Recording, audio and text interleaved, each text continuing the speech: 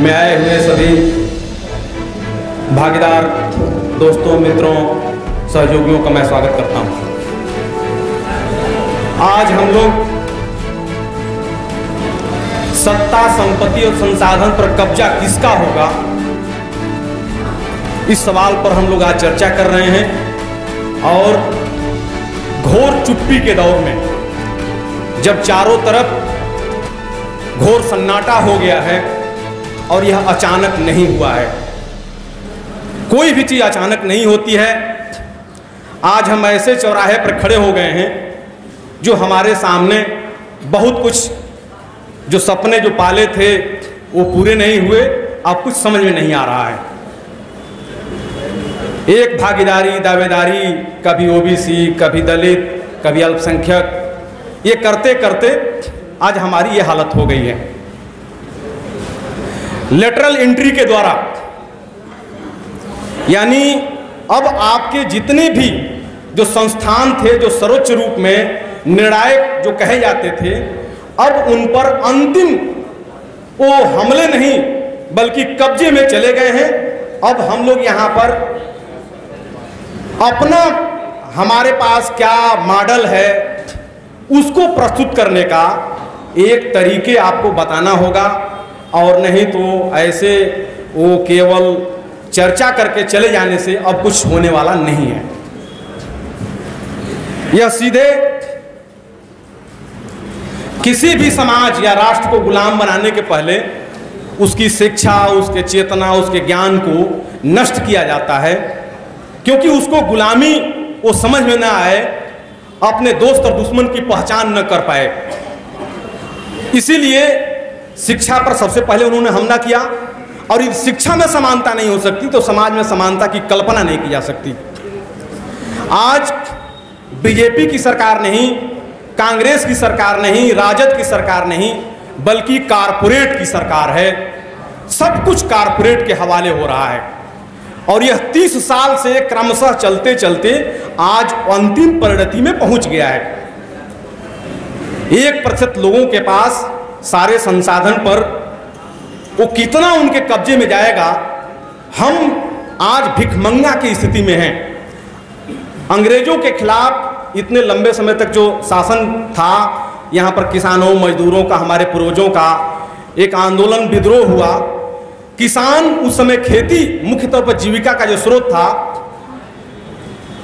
आत्महत्या किसान नहीं किए, भूखों भले मर गए, लेकिन आज किसान आत्महत्या कर रहे हैं, नौजवान आत्महत्या कर रहे हैं।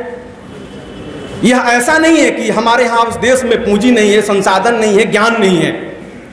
वो इस स्थिति में हम आज पहुंच गए हैं, तो इसलिए सब कुछ उनके हवाले किया जा रहा है, और जो कुछ बचा है उसको बस साल 2 साल के भीतर खत्म कर दिया जाएगा। हम सामाजिक जितना भी दृष्टिकोण बना लें, यदि आर्थिक संसाधनों का कैसे हमारे कब्जे में होगा, कैसे सबके लिए होगा, सबके का मतलब हम उसमें जो समानता नहीं होगी, क्योंकि विषमतापूर्ण यह विकास का स्वरूप है। तो समानता के हम पक्ष में हैं, तो सबके लिए समान रूप से न्यूनतम जो जीने का जो स्वरूप है उसके स्तर पर यदि नहीं होगा तो आज यह अब बेमानी है। यहाँ पर पटना में तो हम इतनी चर्चा भी कर पा रहे हैं। हम लोग यूपी में कई बार ये करने की कोशिश किए कि इस प्रकार से एक जलसा कर लिया जाए। इसके पहले कुछ अवसर भी था, लेकिन अभी 10 मार्च के बाद से वो भी अवसर अब समाप्त हो गया है। इस सच्चाई को स्वीकार करना पड़ेगा, और अपने बुद्धिजीवियों को, अपने नायकों को, जो कैसे नालायक हुए और नालायकियत करते करते वो तो खलनायक हो गए, इसकी पूरी आलोचना और आत्मलोचना खोल करके करना पड़ेगा।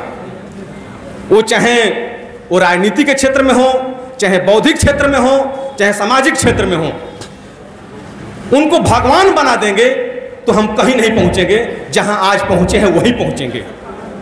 जो सबका होता है वो किसी का नहीं होता है।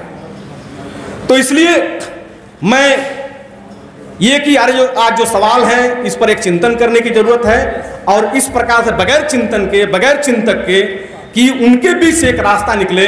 हमारे पास आर्थिक एक दृष्टिकोण हो, सामाजिक दृष्टिकोण हो, और तब हम एक राजनीतिक दृष्टिकोण तक हम पहुंचेंगे, और तभी व्यवहारिक रूप में, क्योंकि केवल हम राजनीतिक बातें करते गए, राजनीतिक परिवर्तन करते रह गए, क्योंकि परिवर्तन और बदलाव नेता से नहीं नीतियों से होता है, और हम केवल नेता बनाते रहे, नीतियों पर हमने कोई सवाल नहीं खड़ा किया, और इसीलिए यहां तक पहुंचे हैं। किसान आंदोलन इतने लंबे समय तक हुआ, वो ऐसा नहीं है कि वो एक दिन में ऐसे हो गया। परिस्थितियां ऐसी हैं कि किसान आंदोलन जो हुआ है उसके बाद से अभी नौजवानों का आंदोलन होगा, मजदूरों का आंदोलन होगा, लेकिन मजदूरों, किसानों, नौजवानों का जो अलग अलग हिस्से में जो आंदोलन हो रहा है, सामूहिक रूप में जब तक एकीकृत होकर के अलग अलग अपना जीवन बचाएंगे तब तक यह संकट हल नहीं होगा, क्योंकि प्रतीकात्मक दुश्मन खड़ा करके वास्तविक दुश्मन को बचा लिया जाता है। यह तमाम दार्शनिकों ने यह कहा है। आज उसी प्रकार से प्रतीकों को खड़ा करके अब हम नहीं बच सकते। तो मैं ये बातें इस रूप में कि अब ये सवाल ऐसा खड़ा हुआ है, और यही वो समय है कि इस समय सब लोग बहुत संजीदगी के साथ सुनना चाहते हैं, सुनाना चाहते हैं, और ये चिंतन करने की अब मनोवृत्ति बनी है। नहीं तो इसके पहले सब लोग भक्त थे। केवल मोदी ही भक्त नहीं, सबसे बड़े भक्त हम अपने नायकों के, वो चाहें वो दलितों के नायक हों, पिछड़ों के नायक हों, अल्पसंख्यकों के नायक हों, ये नायक जो भक्त जो उनके बन गए, तो यानी भक्त हो गए, तो उसका कोई ना कोई भगवान होगा, और भगवान की हम आलोचना नहीं कर सकते। तो इसलिए उनके ऊपर हम सवाल नहीं खड़ा करेंगे तो हम यहीं पहुंचेंगे। अब मैं एक केवल वो मैं एकदम से समय का मैं ध्यान रखते हुए मैं थोड़ा सा इस पर जो है अपनी पूरी बात रखने का, क्योंकि समय को मुझे पूरा एक ये है, मैं एक वो गीत मैं रख दे रहा हूं। गीत में सारी चीजें बस आ जा रही हैं, बहुत छोटी सी गीत है। उठल बहाला यह सुनाला, धीरे से सब कुछ सेट भइल, ए हो दादा कहीं का ज्यादा, भारत देश प्राइवेट भइल। उठल बहाला यह सुनाला, धीरे से सब कुछ सेट भइल, ए हो दादा कहीं का ज्यादा, भारत देश प्राइवेट भइल। विश्व बैंक के कर्ज बा, यह बीमारी के मरज बा, देश के बेचल फौरज बा, जनता से ना गरज बा, लूट के रेला अब ना रुकेला, लूट के रेला अब ना रुकेला, पूंजी का ऐसन चपेट भइल, ए हो दादा कहीं का ज्यादा, भारत देश प्राइवेट भइल। उठल बहाला यह सुनाला, धीरे से सब कुछ सेट भइल, ए हो दादा कहीं का ज्यादा, भारत देश प्राइवेट भइल। देसी विदेशी पूंजीपति जी आ रोज बनावत नीति जी, सरकारी सहमति जी आ जनता के दुर्गति जी, बहस चलेला पास हो खेला, लूट से लूट के भेंट भइल, ए हो दादा कहीं का ज्यादा, भारत देश प्राइवेट भइल। उठल बहाला यह सुनाला, धीरे से सब कुछ सेट भइल, ए हो दादा कहीं का ज्यादा, भारत देश प्राइवेट भइल। ई दुनिया बाजार रही, आ पूंजी का खाली बहार रही, अब बाकी सब लाचार रही, आ ना कौनो अधिकार रही। ई दुनिया बाजार रही, आ पूंजी का खाली बहार रही, बाकी सब लाचार रही, आ ना कौनो अधिकार रही।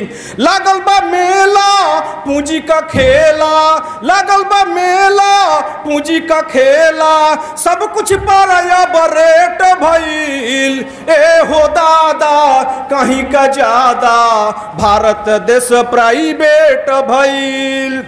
नोट से वोट की नाता जी, आई है लोकतंत्र कहाता जी।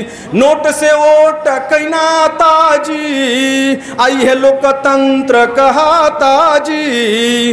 जन सेवा से नाता जी, अब और बहुत बुझाता जी। जल्दी करेला और कहेला, जल्दी करेला और कहेला, देश विकास के लेट भइल। ए हो दादा कहीं का ज्यादा, भारत देश प्राइवेट भइल, भारत देश प्राइवेट भइल। धन्यवाद।